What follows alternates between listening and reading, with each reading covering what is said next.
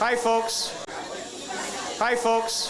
First of all, we'd like to thank you for joining us today. We thank you on behalf of the family. It's a great turnout. Thank you from the bottom of our hearts. Secondly, we will be starting speeches soon. We had an issue. We got our Starlink up and running, so we believe it's going to be good. If you're getting responses from people that are watching, it might be a little choppy, but it should be fine. So we are starting speeches. You can see the design we have for the setup today. So obviously, if you're able to stand, stand. If you're able to offer a seat to somebody that needs it, please offer your seat. We have plenty of room in this room if you're standing. We do have a side room available for sitting as well. We're trying to get the Starlink to go through that monitor so you'll be able to view it. You will be able to hear it, okay? So we'd like the family up closest to the front. You're good where you are. We have the camera here that is doing the live feed, so you have to be cognizant of that. And if everybody's ready, Jason, are we ready? Okay, very good. Excellent. Very good. We'll get started. Okay, excellent. Thank you.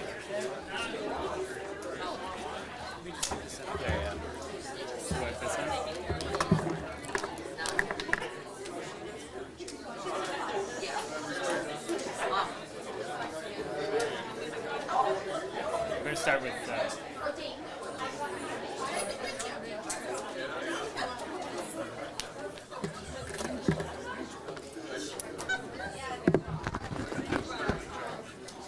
first off, thank you for all being here today. For our family and for my father, John Roach. The room here today just really speaks to the man my father was and the impact he had on so many. What we're going to start with here is we're going to start with my stepmother, Mary Jane, and then it's going to be followed by myself, Barrett, and Kristen, and then followed by speeches from my Uncle Victor and Aunt Rhonda. If anyone else wants to get up and say words following that, we more than welcome that. So to kick us off, Mary Jane, do you want to come up?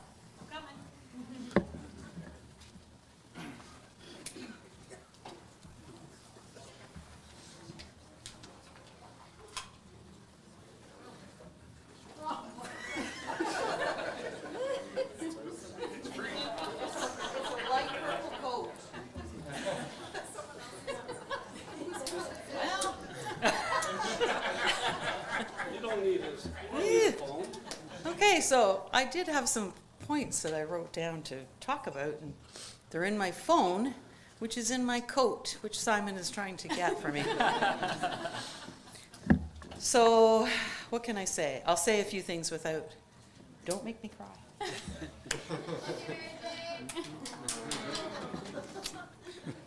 Okay, so first of all, just like Adam said and everybody else said, thank you so much. What a turnout.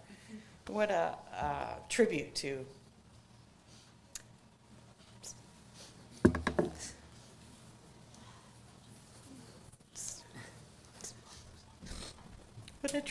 John.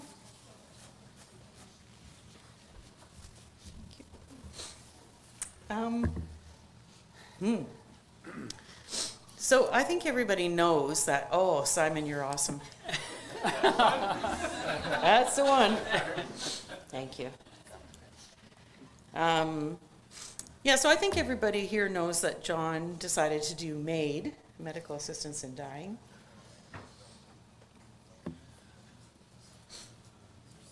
Which was okay until it comes down to it, and you really have to do it. But it gave him lots of opportunities to do some planning, do some thinking, for us to talk about things, for the family to spend time with him. Not that they didn't before, but it's a different thing. And so he got to do things like he picked out his urn with Adam.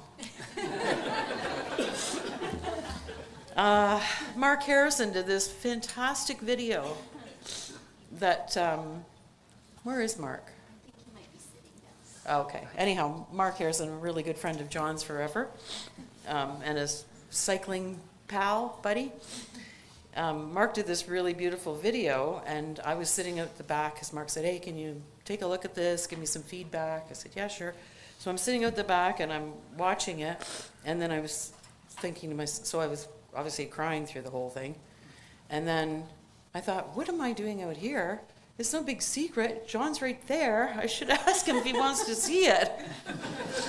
So he said, yeah, of course I want to see it. I'm like, okay. So I had just gotten in there. So I sat with him and was holding his hand and this kind of stuff. And I was just bawling again. And through the whole thing, he was so just stoic. He was like going, hey, I like that. I'm glad he picked that song. Those are nice pictures. That's cool that he remembered that, blah, blah, blah, blah. I'm like, oh, okay. So that was that. And then, you know, there's another thing around MAID is that Adam phones one day and says, hey, Dad. He didn't use video this time, though. He said, hey, Dad, how about I finished my eulogy for you, and I want to see what you think. I want to run it by you. And Adam says, so do you want to do that now, Dad, or do you want to do it in the afterlife? And John said, let's just do it in the afterlife, Adam. That's good. And I don't know, about a minute and a half later, Adam says, Dad, I really want to do it for you, so I have to go through it. And as usual, John had a hard time saying no to his kids ever. So John's there like, okay, let's do it. So I was sitting on the couch again, he's sitting in the chair, and Adam started. Of course, I was crying. And then Adam said, or there was a pause or whatever, and it was kind of a long pause. So I said, John, is he still on the phone? He said, yes, he's still on the phone. Just give him a minute. So Adam was pulling himself together because he was having a hard time his first time through. And John was just like so patient. He just waited. Adam got back on track. We finished the thing. Yeah, it was just really, really good. So we had those unique opportunities, which were great. But it was kind of odd, too, because me, the kids, the grandkids, it was kind of odd because we knew what was going to happen ahead of time. And lots of times when people die, we don't know until after, right? So we had lots of fun times with Pa, Pippi, otherwise known as Pippi. So that was all really good.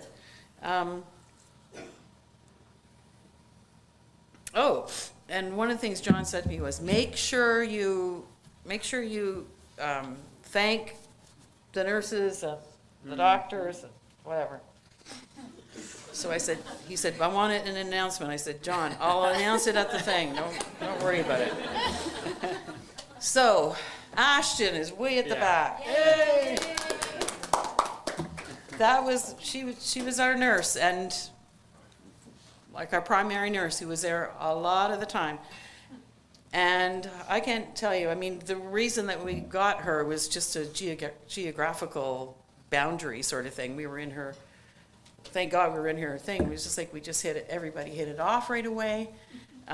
He just loved her, and it was easy to see that she sure loved him. So, really want to. I don't think Andrea is here, but she was the best PSW in Canada, I told her. She's from Ecuador, such a sweetheart, Yeah. just a doll, right? We all They love Dad. Took such good care of him. crazy. So that was really great. We had some really terrific oxygen people. My God, we learned so much about oxygen and it was a lot, but we did it. And there was somebody else. Oh, my sister Connie. I don't know where she is now, but she is a fantastic pharmacy tech who, John had a myriad of pills that had to be tapered up and tapered down and this and that. She just looked after his pills all the time, so I didn't have to worry about that. And she would, if he needed something, you know, she'd come at 9 o'clock at night and put it together or whatever. So that was a big deal. And then Rhonda tells me, you don't have to thank family. I'm saying, well, God darn it, I'm going to anyways. So Rhonda was the one who introduced John and I. Thank goodness. That was so awesome. I was not looking for anybody at the time, but John wanted a nice girl. I swore myself off men, boyfriends. So that was really awesome. Thank you, honey bunch. Victor, I don't know, what can I say about Victor? He's here at the drop of a hat any old time, even though he's traveling from France to here to back and forth and need anything, he's right at your side. Yeah. These guys, I can't say enough about them. Well, I'm going to say nothing. Because the best stepkids a woman could ask for. Don't make me cry. No touching, Adam. No touching, no touching. And he, you know, everybody knows, but John loved these guys so much, it was crazy. And he loved all these grandkids, so I wanted to introduce the grandkids. It's kind of hard because everybody's tall, right?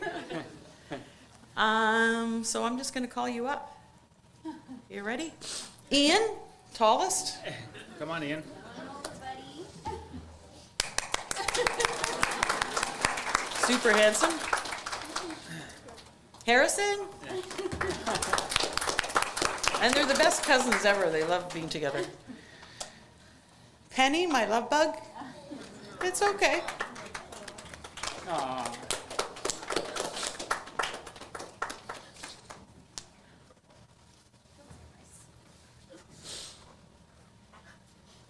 Henley.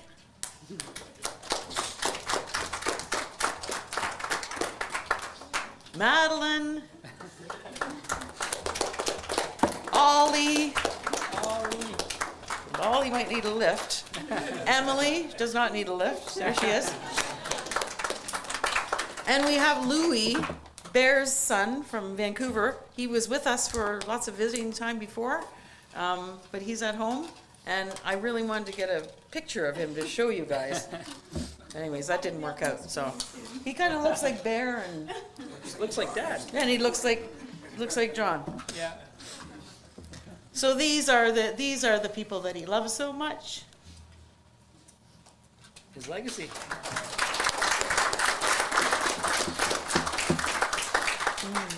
And I'm not going to say much about him and I, because I'll just tell you,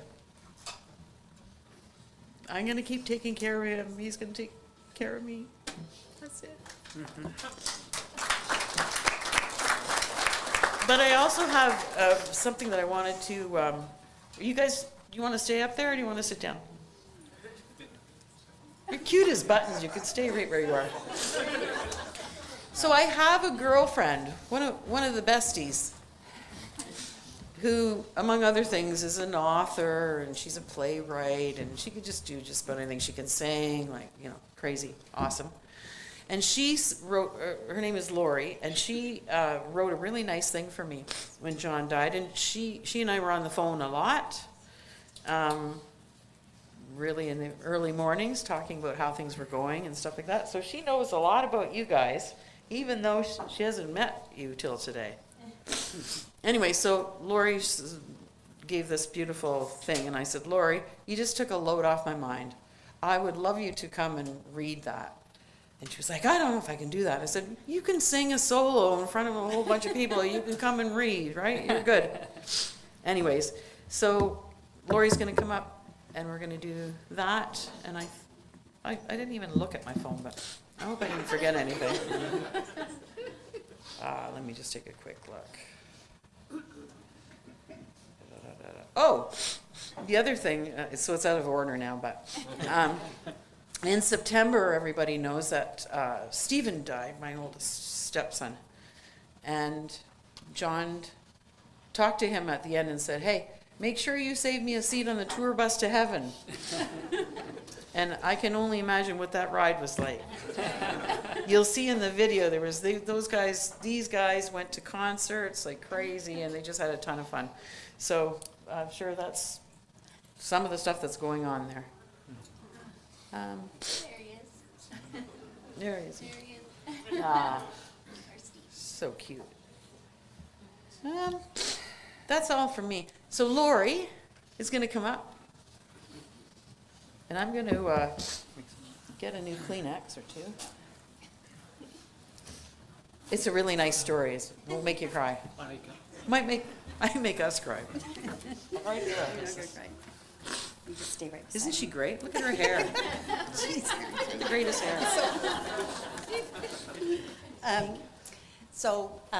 known Mary Jane and John for quite a long time, and it might not be the best place, but Mary Jane, you need to know that almost 3/4 of the people here today asked me a question, and I thought I'd just bring it up because they said, Lori, how is it that you weren't invited to John and Mary Jane's wedding? And so, I'm pretty much over it now. I mean, she did invite her family, so I thought maybe I would be included, but anyways, I know if I'd asked John, he would have said it's okay. I was nervous. I know you were. Okay. Just a short little something here. A few years ago, I did some research for a story about trees, and while doing that research, I discovered something very just surprising, that trees and people are connected in more ways than one. Throughout the years of knowing John, I witnessed directly and indirectly the tree-like effect that John had upon others. He was like the oak tree in the forest, quiet, kind, and always present. My research revealed that trees have this remarkable ability to nurture, care, and protect. In the forest, in your front or backyards, at the park, or wherever you see two trees or a stand of them together, they are silently nourishing, protecting, and caring for one another. They do this across their own species and even to competitor trees who are competing for the same light, space, and nutrients. In a nutshell, they communicate through an underground network of fungi. It starts at their roots and it extends out so that they are more like a cooperative community than isolated individuals. Trees warn each other of pests through a sophisticated multi-layered communication system. When under attack, trees send urgent, specific chemical and electrical signals through the air and through the underground, through their roots, alerting other trees to prepare their defenses. When strong winds threaten to snap their branches, they bend and sway into each other, buttressing each other from the damaging gusts. I was surprised to learn that even when a tree has been cut down, their stumps continue to offer life to those around them for a long time. Anne wrote that to know John was to love him, and I couldn't agree more. His roots extend far and wide. They are deeply connected to Mary Jane, to Stephen, to Adam, to Kirsten, Bear, and his grandchildren. And Kristen. Kristen. That's okay. Kirsten and Kristen. Sorry. They touch his brother, his sister, his in-laws, nieces, nephews, and to every single person who walked into his home or whom he met on the street. His eye contact was attentive and warm, his laughter contagious, and I swear he could start up a conversation with a snail and it would slide away all the happier for having connected to him. Today we feel a sense of sadness, relief, and gratitude. That's a strange cocktail of emotions. We feel sadness because we miss John already. We feel relief because he is not suffering and struggling for every breath. We feel gratitude for a humane intervention to end John's suffering, and to every health and care professional that administered their expertise with compassion and with a genuine fondness for him. We also feel such admiration for Mary Jane, her attentive and loving care for him. She was his constant partner, providing interventions that extended his life for as long as he wanted. Mary Jane was the steady calm in his life. John knew it, and so did we. Loss is incredibly hard, but recognizing the lasting effects that a life can have upon others perhaps eases the pain. I hope so. I hear and feel John when I'm with Mary Jane. I see John in his children's and grandchildren's faces, although they do look a lot like Muppets. And I see John in the way his family love and care for one another. All of them have been nourished by John's roots, and they will continue to do so from one generation to the next. It has not escaped me that John and Mary Jane's grandchildren charge into the forest behind their home whenever they visit. They seek that forest with joy and enthusiasm. They play there, planning and building structures under the shaded canopy of enormous trees with interlacing roots.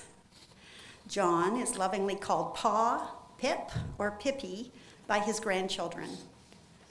On the day of John's passing, Ollie asked his dad if Pa had passed.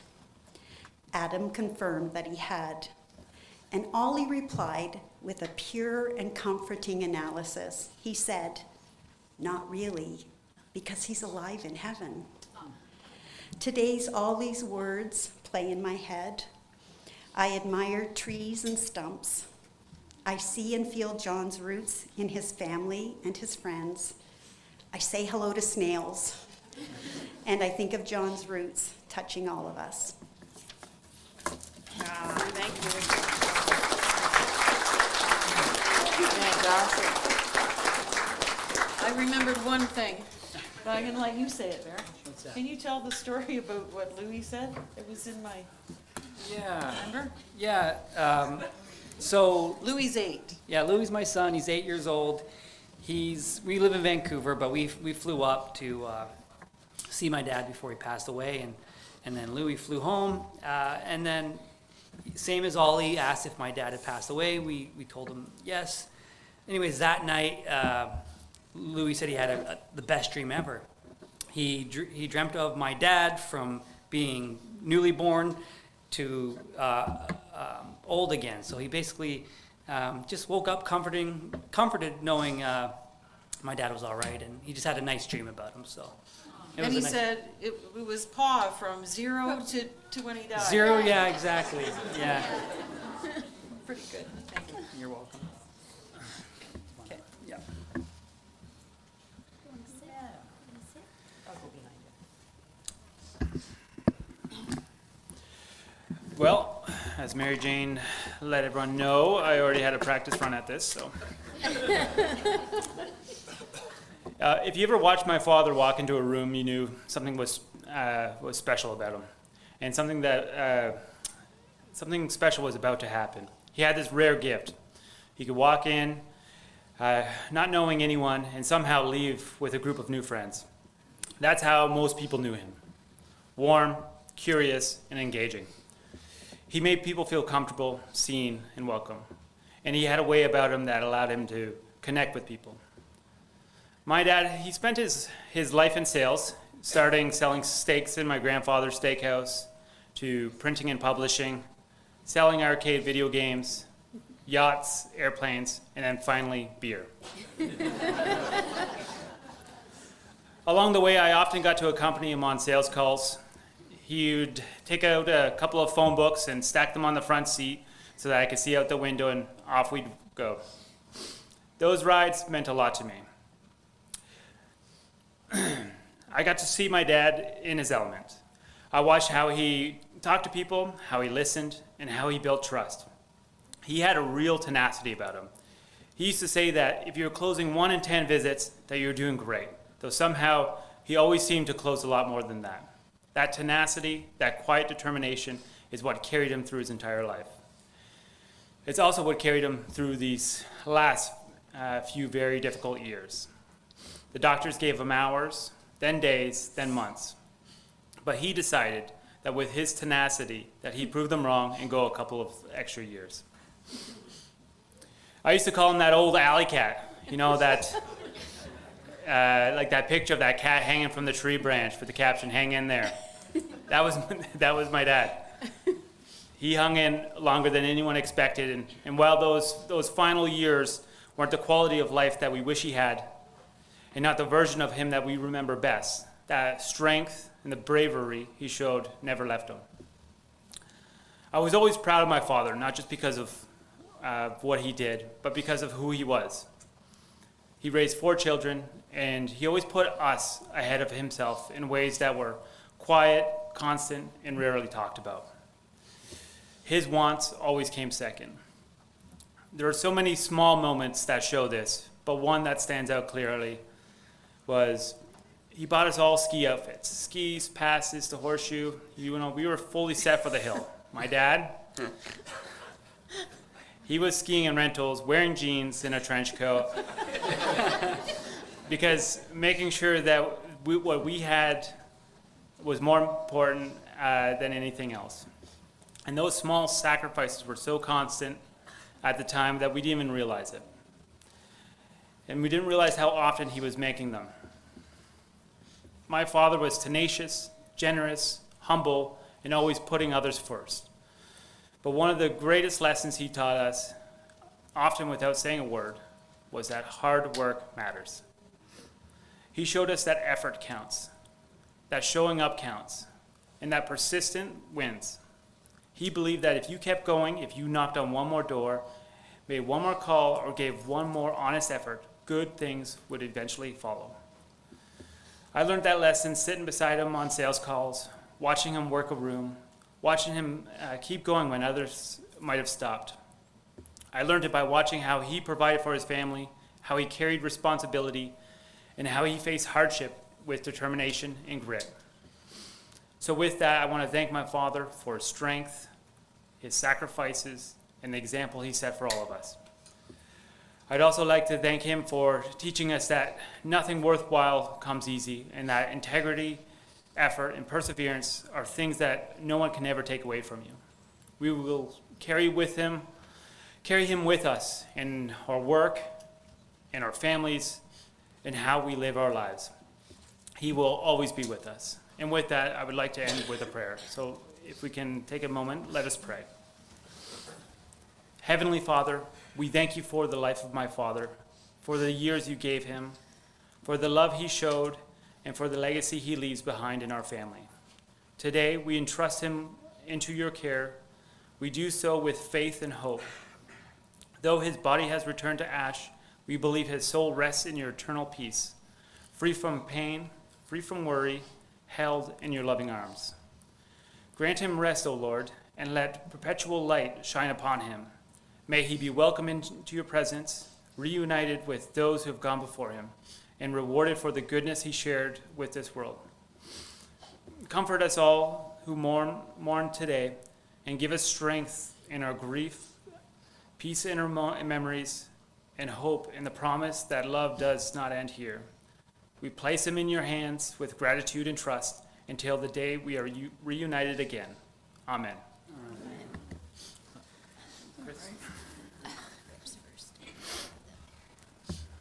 We should clap it out. Oh, yeah.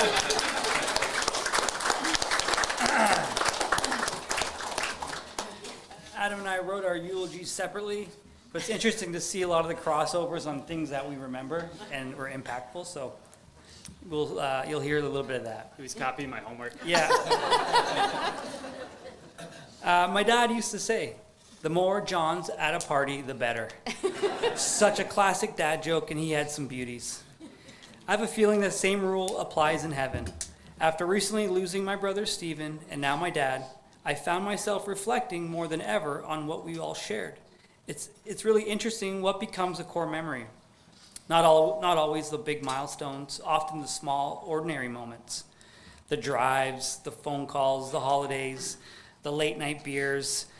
These past few months have me reminded what truly matters, spending time and making those memories with the ones we love. And luckily, my dad and I have had a chance to create some really amazing memories that I'll never forget and always cherish. From my dad joining me in Vancouver for the 2010 Olympics, a year we actually won the hockey gold, to an epic trip to Chicago for Lollapalooza with the brothers and dad. We swore we thought we lost Dad, but of course Dad made friends and found some after party. And like I mentioned, funny enough, much like Adam mentioned, some of my favorite memories were simply going to work with him as a kid. Sitting beside him as we commuted to the office, visiting clients, popping into meetings. To some kids that might have sounded boring, but I loved it. I was my dad's co-pilot. I didn't realize then that I wasn't just along for the ride. He was teaching me how to speak up, how to make eye contact, how to treat people, what real work ethic looks like, and maybe even a few evasive driving maneuvers. I thought I was just riding shotgun, but really, he was shaping the man I would become. Stephen and Adam always used to laugh and say to me, "You're just like Dad." And honestly, I always took that as the biggest compliment. Because if you were like Dad, it meant something. It meant you cared, it meant you showed up, it meant you laughed, or it meant your laugh made other people laugh. Even when we lived far apart, my dad and I stayed close. We talked often, checked in, kept up with each other's lives. I'd actually often call my dad on my commute into the office. So it was a bit of a full circle moment where he was now my co-pilot in a different way. And when we were lucky enough to be together in person, we certainly made the most of it. One memory that comes to mind was Christmas. After not seeing my dad for a while, we were enjoying a few beers on Christmas Eve, and one thing led to another. Mary Jane comes out in the morning to put the turkey in the oven, surprised to see the boys still at it. We told MJ we'd go to bed right after the fire went out. We were watching the Yule log on an 8-hour loop on the TV. We laughed. We thought that was funny. But we've definitely maximized our moments together. And Dad was certainly always up for an adventure. Whether it was a road trip, a city stroll, a long conversation, or stretching Christmas Eve out a little longer than planned, he knew how to make those moments count. Simply put, Dad showed up for his life and for all of our lives. I'll never forget racing from Vancouver when things took a turn for my dad's health. I literally walked right into the ICU, straight from the airport, machines everywhere. My dad's fighting with a CPAP mask on his face, yet he musters up the energy to ask me how my flight was as soon as I walked in. Like, "Dad, don't worry about my flight, man." But that's just the kind of guy he was, right? Always thinking of others. He was a proud Roach. And we will carry on that same pride in honor of him. If we continue to love each other, support each other, and show up the way he taught us, then his legacy lives on. He will forever be missed, but he will forever be loved. The more Johns in heaven, the better.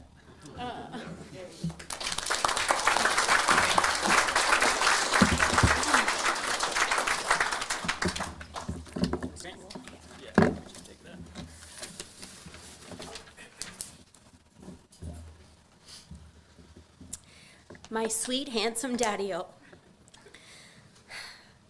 To know my dad was to love my dad. It was really that simple. He had the kindest smile that could light up a room and a laugh that you never forget. I will miss his dad jokes. I will miss hearing his voice say, "Hi, honey." And I can still hear it so clearly, and I hope I always can. Dad loved his 8 grandchildren beyond words.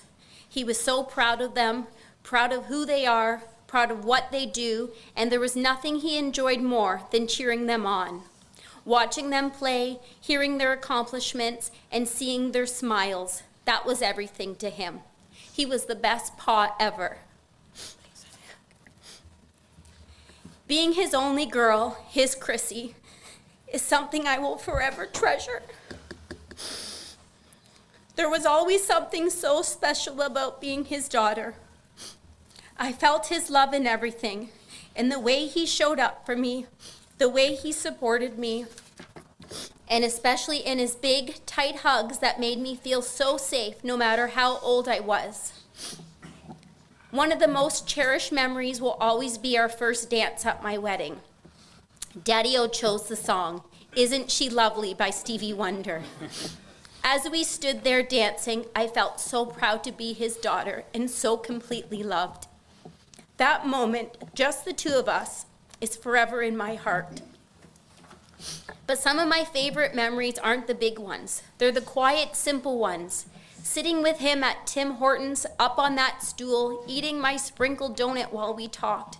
I would tell him that when I grew up, I wanted to be a donut girl. And he would just smile and listen like it was the greatest plan in the world.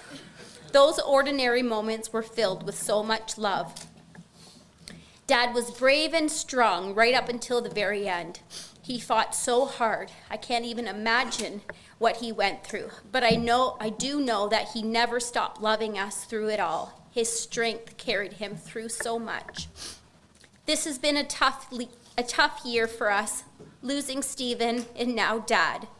The pain feels overwhelming at times, but I find comfort in believing they will be together again at peace, watching over us all.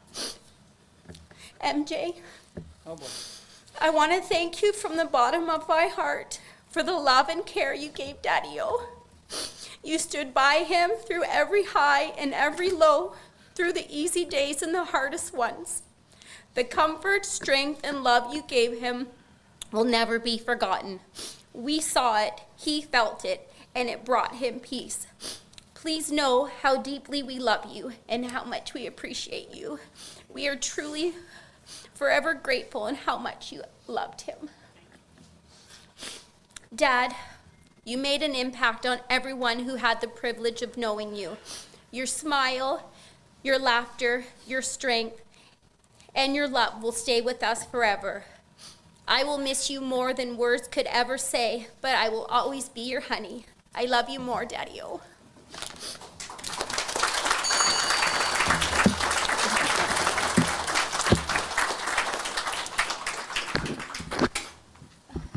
Now if we can just call up my Uncle Victor.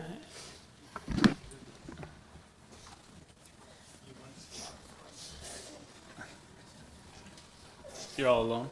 I'm all alone. You're with us. We got you. Well, what can I say? I'm the oldest of the clan. And You look it. thank you. That's not what I say in the mirror every day. You're just a pretty guy, you know. John and I had a unique relationship because we're just 1 year apart. I was the oldest, and he came exactly 1 year and 13 days after I arrived. And ever since then, we've always been close, and we celebrated things. We got in trouble together. We probably did everything together.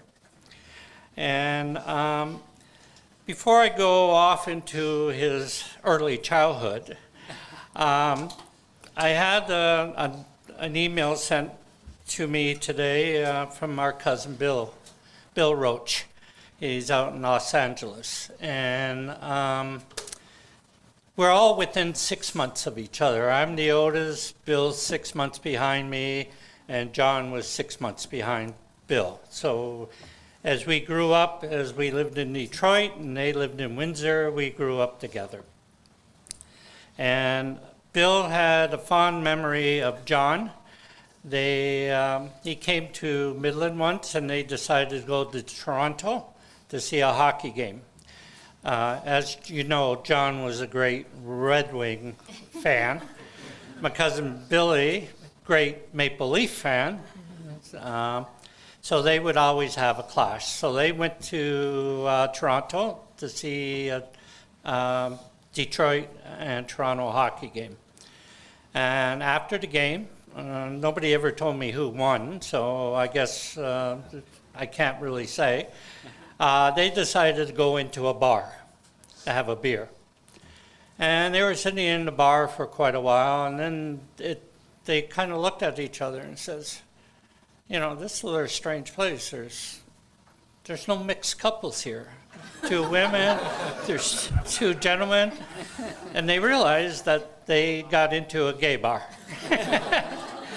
So they said, well, we got to finish our beers, and then they finished their beers, but they left separately, and then they met outside, and then they drove home, and on the way home, the Northern Lights were showing, and they decided to pull over to the side of the road and lay against a hillside and watch the Northern Lights. So last year, while I was in France, our family home there, my wife and I and her family, my cousin Billy decided to come over to visit, and he was like John, a big bicyclist. He loved the Tour de France, and Billy came over to watch the Tour de France, and we were lucky enough that the tour went by the house, just about 1 kilometer away. So we sat there at the site, and then we called John up on the messenger, and we videoed. He could watch it live as everything went by. And then we picked him up the Tour de France stuff, and he really enjoyed that. So then the day he decided to leave us, Billy sent him a little note saying how great it was to be his cousin. And I asked John, do you really want to give him a reply? And John said, okay. I said, do you want to type it in? He said, no, I'll speak it into it and you can send it. And he goes, hey, Bill, thank you for the note. He says, I hope to see you soon. Then there was a pause, and then he said, not too soon. So that was the type of humor John had.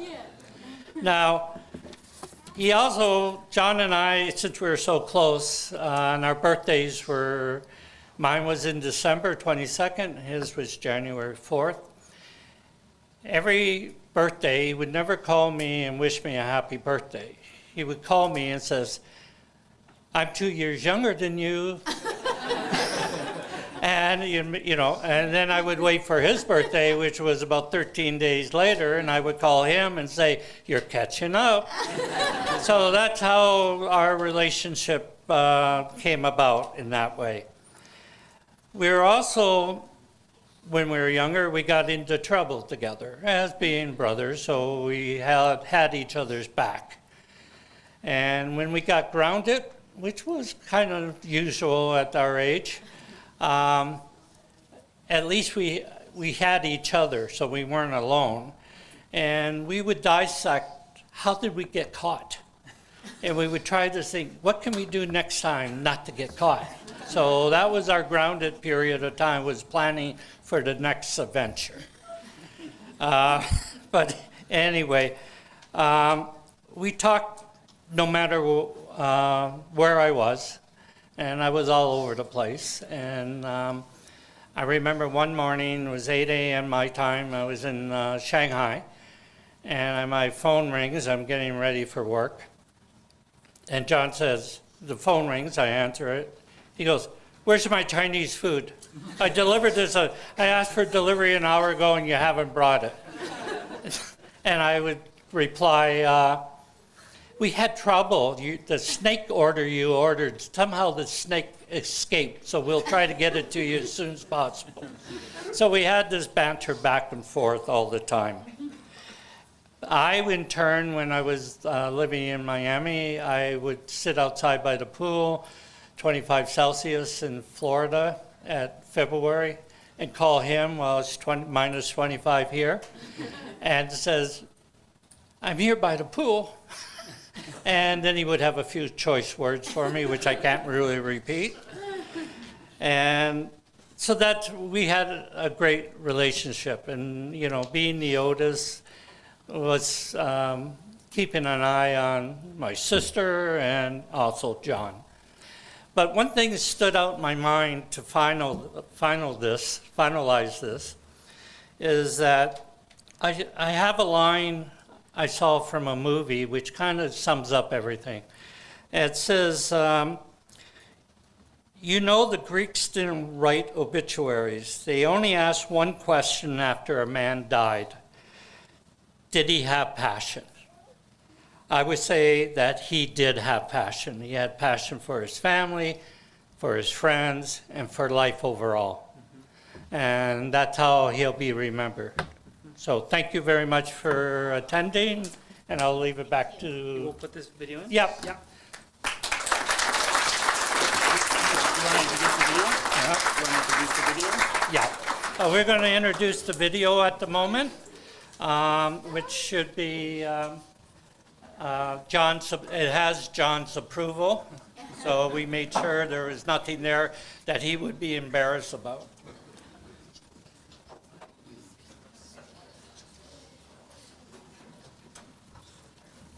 Let you.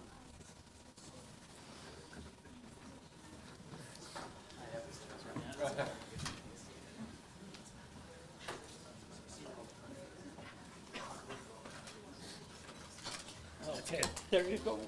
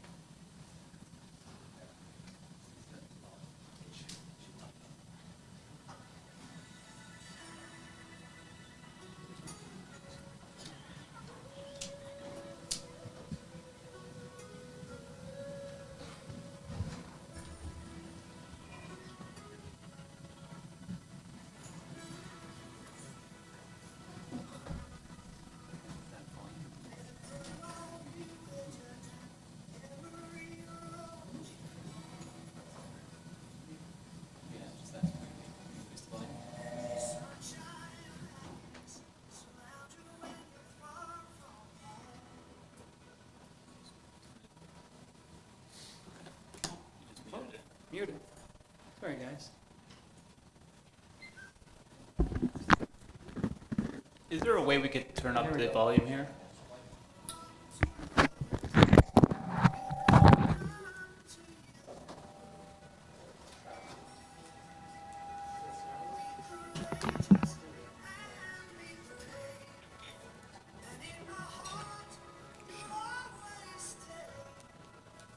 There we go.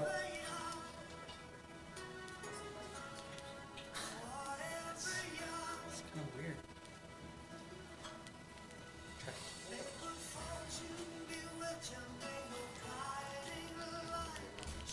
Oh, there we go. It's just a little finicky. Stairway to heaven where the prince or a vagabond. And may you never love in vain. And in my heart, you will always remain forever young. Forever young.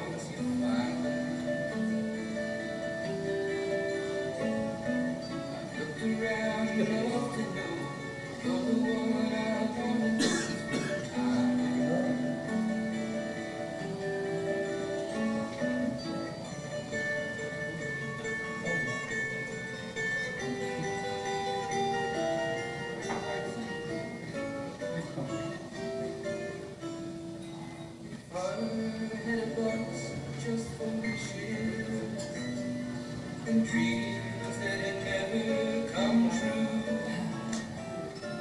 The box would be empty except for the memory of how they were answered by you. There never seems to be enough time to do the things I want to do once in a while. Looked around enough to know you're the one I want to go through time.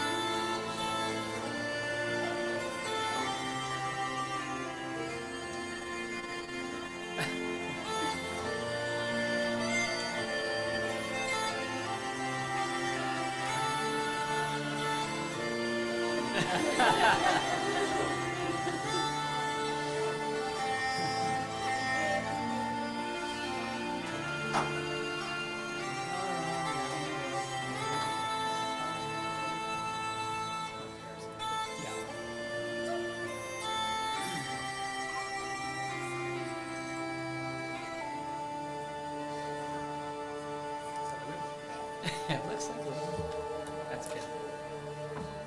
Yeah.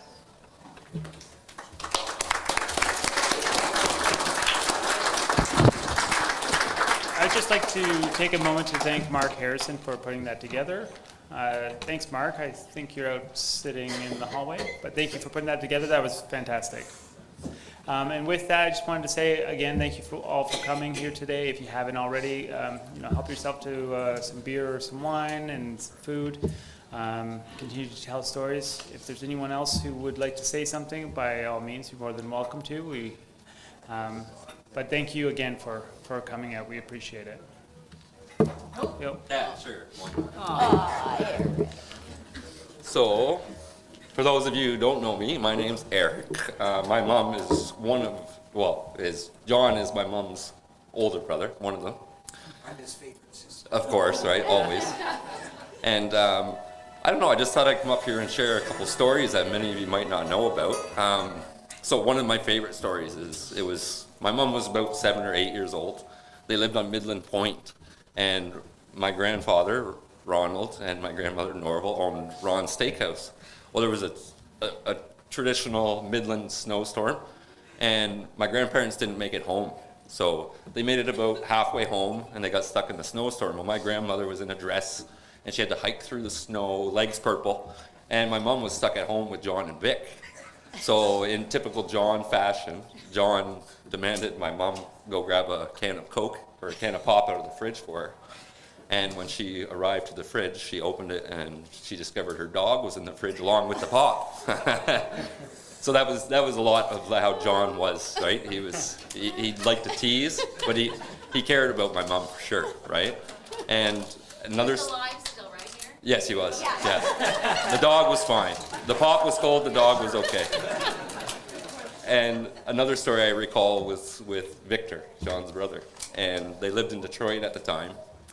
And they biked to the grocery store to grab some supplies for the house. And on the way home, another group of young boys approached them and tried to steal their bags of groceries. And Victor, like Victor was, he told them that his mom was at home sick with cancer and they needed the groceries, so they let him take off with the groceries. And as they were biking away, they said, "Gotcha," right? So John, he, as everybody can see, had a great impact on people.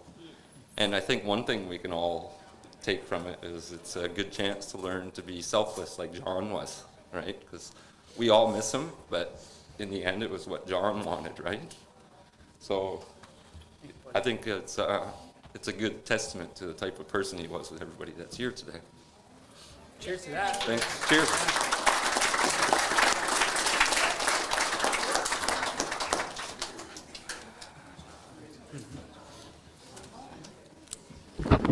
Well, continue to tell the good stories, enjoy a beer, enjoy a glass of wine and some food, and I'm looking forward to hearing some of the stories. Thanks, everybody.